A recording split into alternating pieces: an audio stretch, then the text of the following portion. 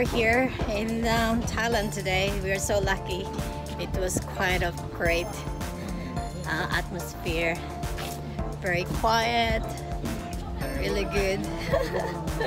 Lots of tourists enjoying the bridge. So we have only a couple of minutes to go and explore this bridge. We have to go walk at the front, walk at the back, 2 minutes and go back to the car. But I guess that's what you do when you're on a tour.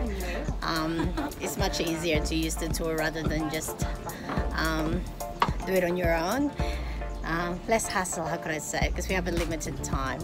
We don't stay here quite a long time. We only just have a couple of days. And my boys are here. Hello boys, can anyone say hello to me? Hi. Hello.